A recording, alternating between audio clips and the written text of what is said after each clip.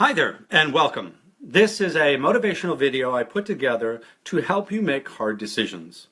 I'm offering this video to anyone who's been participating in my social media campaign around my new book, Zanshin, Finding the Power Inside Your Decisions. So, how do we get motivated to make better decisions?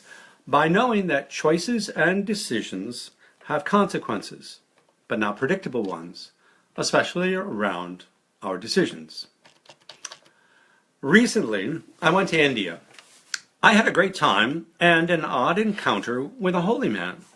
He was helping me negotiate the boundary between choices that I want versus choices that I should want.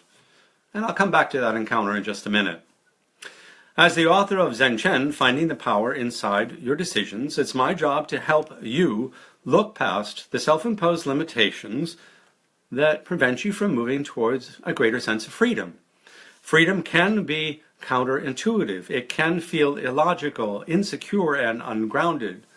Why? Because we carry a lot of tension around choices we want versus choices we should want. And that's why decision making is so hard. It all boils down to how we frame our decisions. You might remember a famous 1970s experiment done with 7-year-olds. Experimenters gave 7-year-olds a marshmallow. They told them they could eat it right now, or if they waited 15 minutes, they would get 2 or 3 marshmallows rather than just one. Do you remember that experiment? It turns out this test indicates a type of mental mastery. It's not just about impulse control or delayed gratification. It's about negotiating consequences, given 2 clearly identified alternatives. Pretty straightforward, right? Well, what makes this experiment work are those 2 clearly identified alternatives and how confidently they can be predicted. So what happens when we cannot forecast or predict any result? How exactly do we negotiate the boundary between what we want or what we should want when nothing seems clear? Most of us want to be smart, competent, prepared, and adaptive. So decisions that cannot be predictably or reliably evaluated tend to make us freeze up or tune out.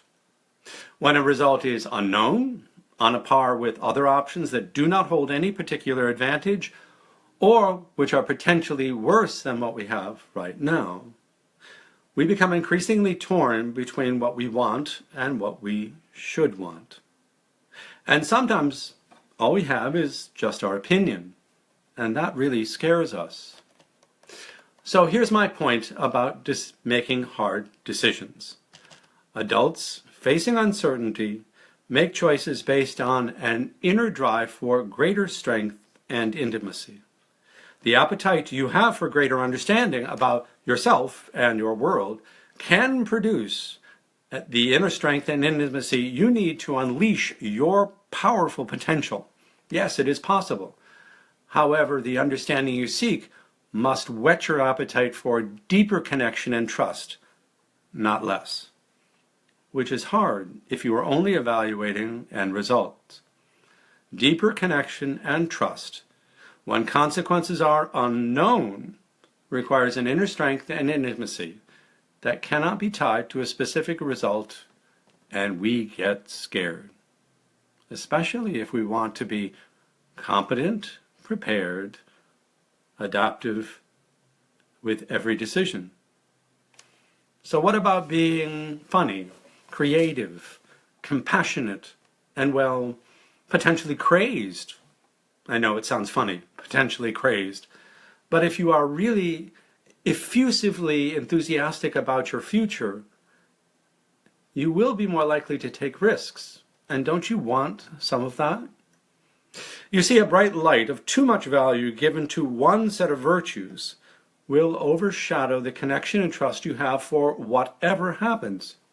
Those overlooked virtues must support the unplanned and unpredictable consequences that we face every day, which is hard to do if all of our energy is going towards just one set of values.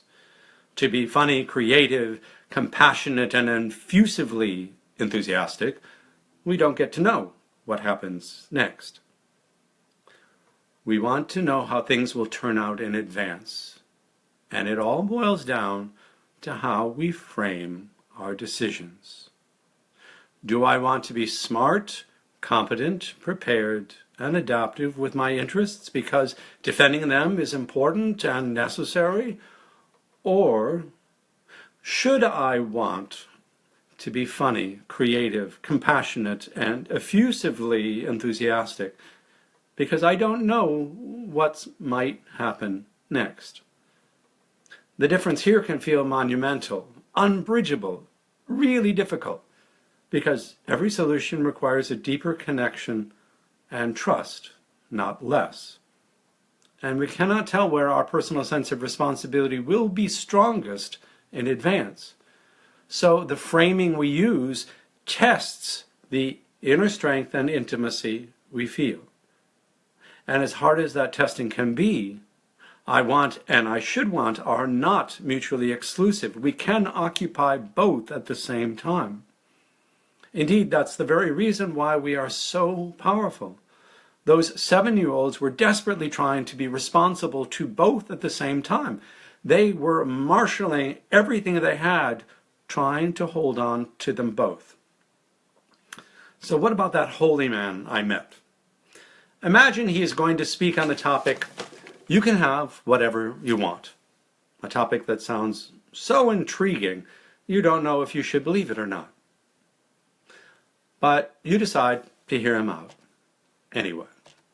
You enter the room where other people are gathered, and it's filled with brightly colored pillows, draperies, armchairs, and sofas.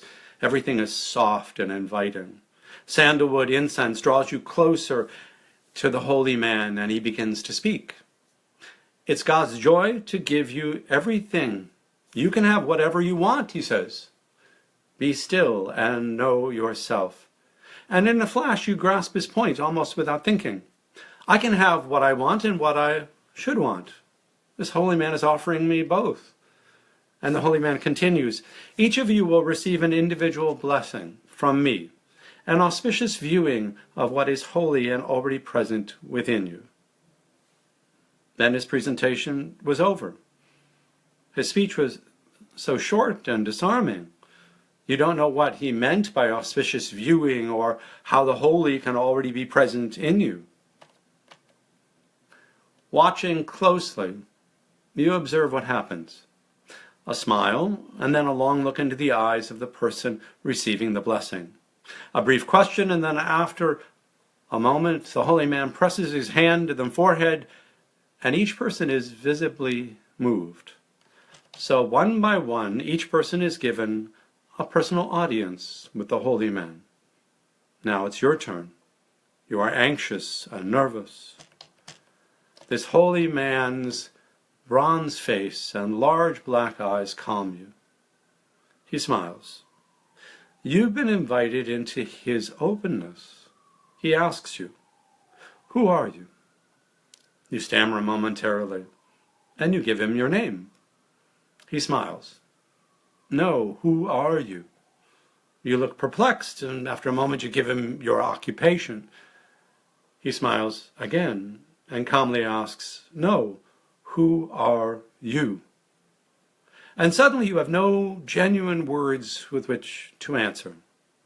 His question has moved you to a place where all normal labels are without meaning or consequence. Your self-image cannot hold the label of either I want or I should want, because you cannot master any specific identification. In the flush of that moment, you discover you can have everything you want. There is no real separation between what you might want and what you should want. And that most clearly is exactly what you do want. It seems completely obvious. There is no separation.